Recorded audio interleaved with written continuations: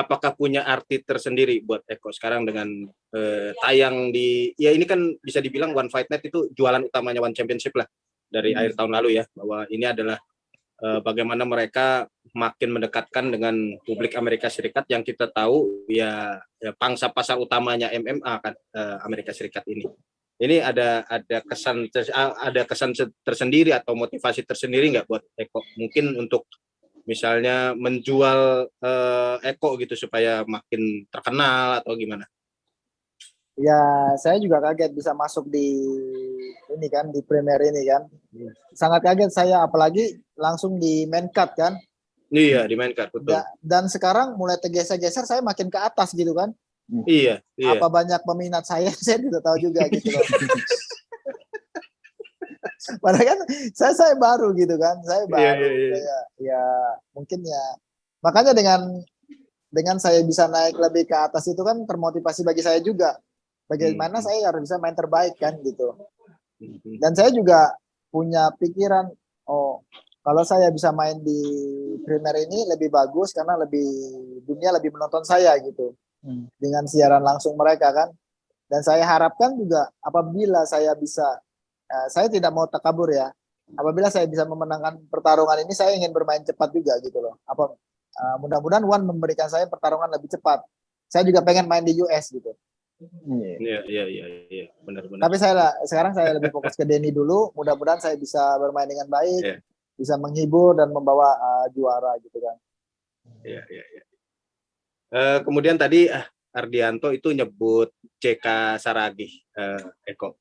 Ini kan kalau saya melihat agak kesian nih JK karena udah kalah, kemudian kan dirundung sama netizen gitu. Ini apa namanya, ngeledek lawannya duluan sih gitu ya. Tapi sebetulnya kalau menurut saya ya, apa yang dilakukan JK itu harus dilakukan gitu. Kalau dia mau menjual dirinya gitu, bahwa dia ya harus aneh-aneh gitu. Cuman memang apesnya JK memang kalah gitu. Jadi gimana kalau menurut Eko, apa yang dilakukan JK itu gimana? Kalau Eko kan beda nih karakternya. Dulu malah saya marah-marahin Eko nih cuman senyum-senyum sadis aja gitu kalau habis menang lawan-lawan gitu, nggak berkeluar gitu. Tapi kalau menurut pendapat saya sih apa yang dilakukan JK sebetulnya betul gitu, bahwa dia mencoba menarik perhatian orang gitu ya. Cuma ya itu apesnya ya dia kalah aja gitu, jadi kelihatan jelek gitu karena dia udah ngeledek lawannya. Waktu stare down juga dia bertingkah-tingkah kayak mau mukul gitu. Tapi sebetulnya gimana kalau menurut Eko, gimana ya apa yang dilakukan JK itu? Kalau saya sih tidak mau terlalu jauh tentang JK ya, karena saya juga dengan fighter Indonesia kan saya kurang dekat juga kan, bukan kurang dekat karena kan saya awalnya dari gulat kan, jadi tidak terlalu kenal lah dengan fighter yang lain gitu loh. Dan kalau saya sih kembali ke karakternya orang masing-masing. Menjual dan tidak menjual kan itu kembali ke karakternya orang kan. Nah, seperti kita tidak bisa memaksakan karakter orang seperti ini, tidak bisa gitu. Ya kan? Suka dan tidak suka ya itu ya tinggal orang yang menilai bagi saya ya. Kalau saya ya memang silent seperti ini aja. Karena bagi saya seorang pembunuh dia tidak akan melihatkan dirinya seorang pembunuh. Karena kalau dia melihatkan diri dia menjadi seorang pembunuh, dia akan ditangkap.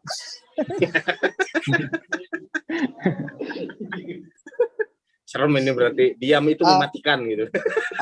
Enggak sih, kalau saya memang karakternya memang seperti ini.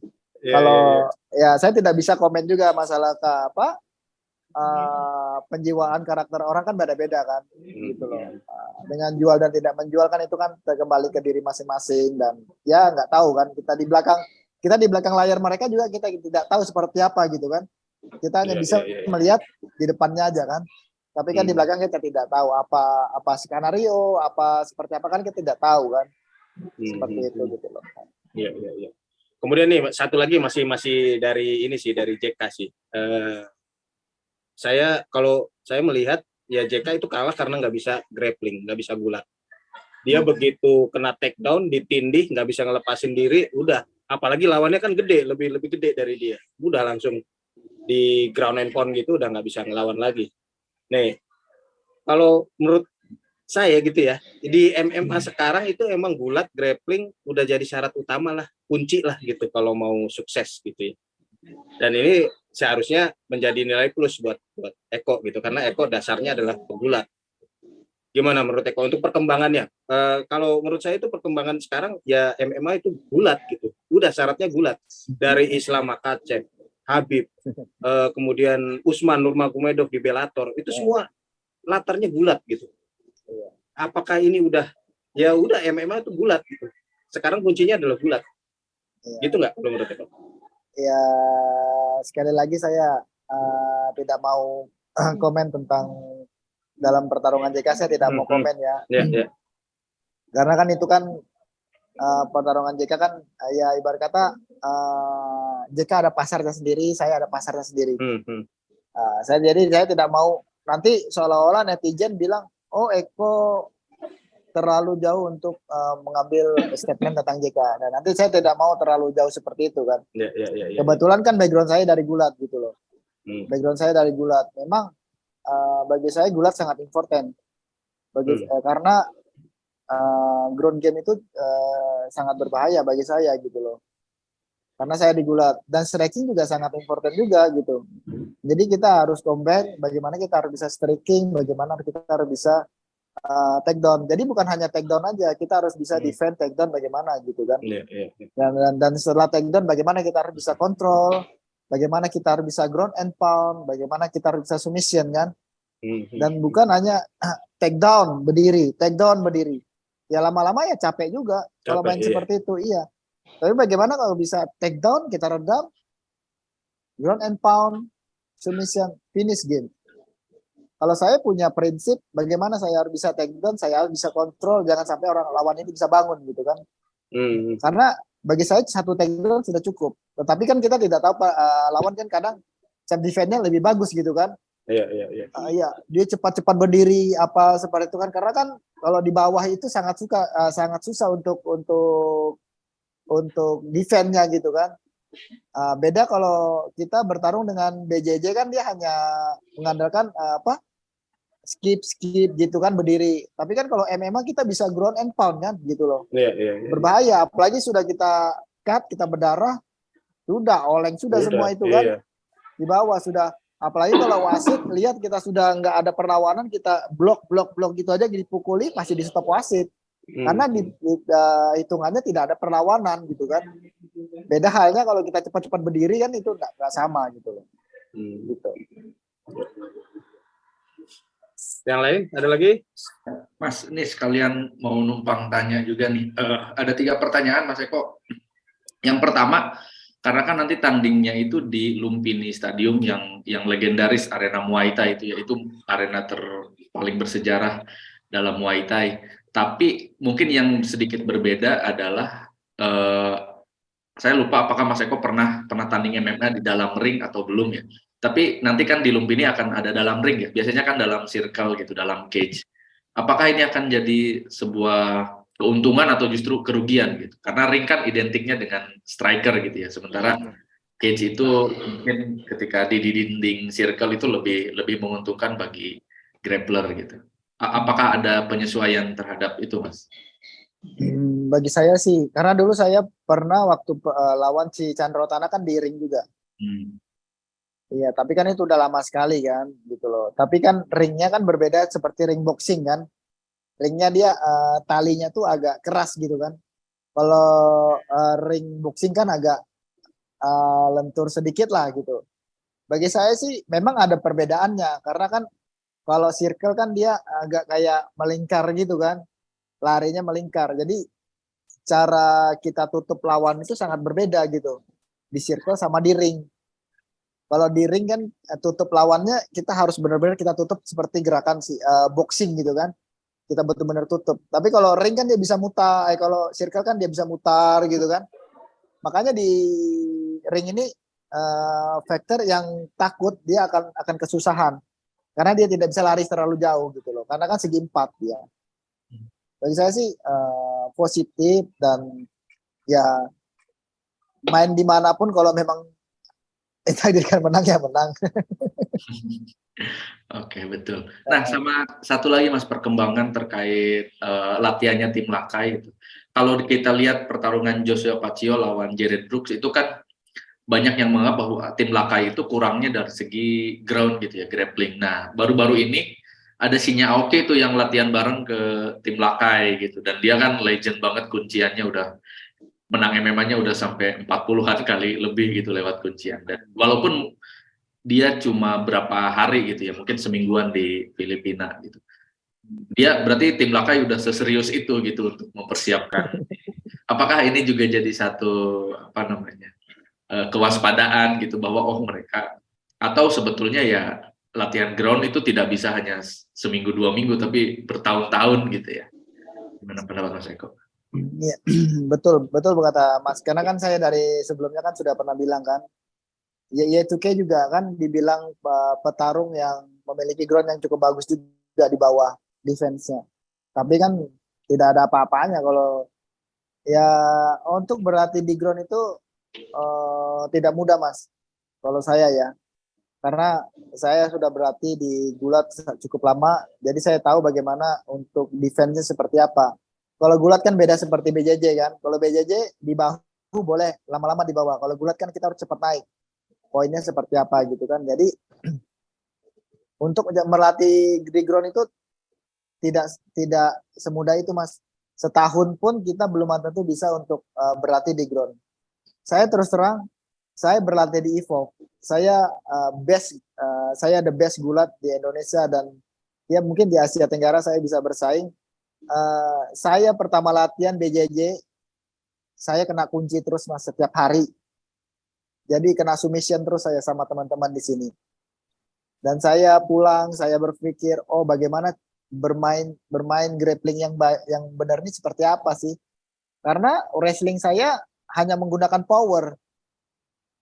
Dan BJJ dia tidak menggunakan power, dia menggunakan teknik. Nah, itulah bedanya wrestling sama grappling gitu loh. Dan saya terus berlatih sejauh ini ya, saya tahu defense-nya seperti apa gitu loh. Kalau orang mau ngambil ambar, kalau ambil triangle, bagaimana orang kita bisa defense-nya, saya sudah tahu sekarang gitu. Jadi tidak mudah untuk belajar grappling itu, benar-benar lama gitu. Kita harus serius gitu kan. Gitu benar.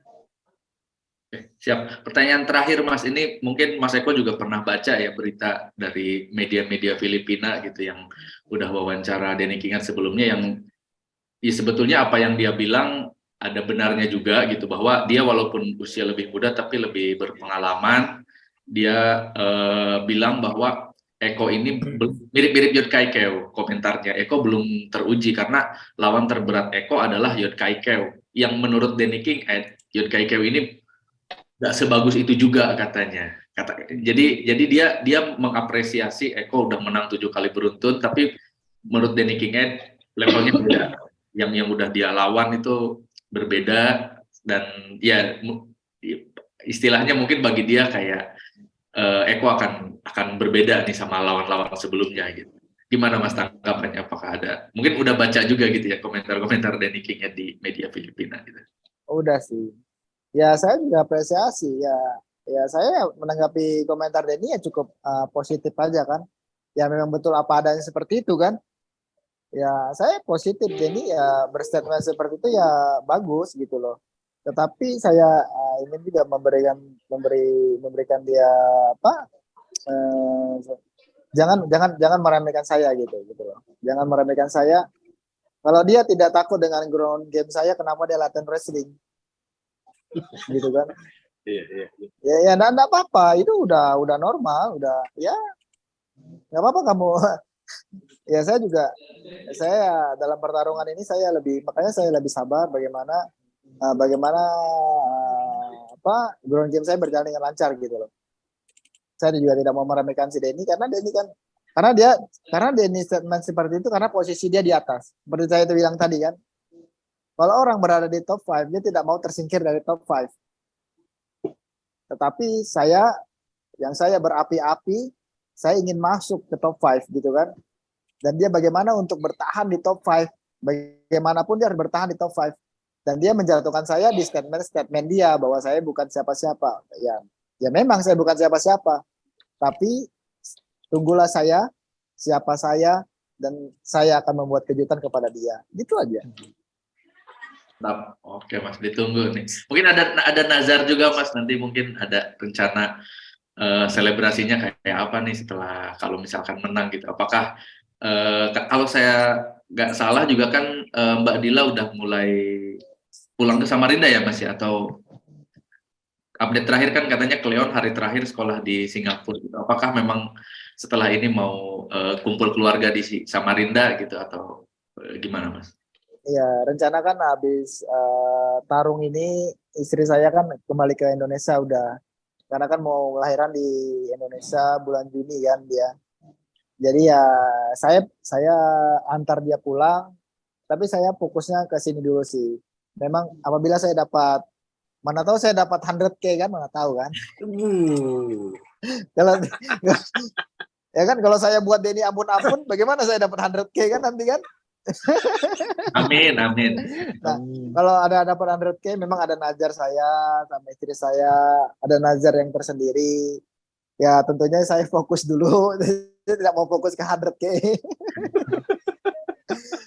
Dan saya puasa di rumah sih Mas.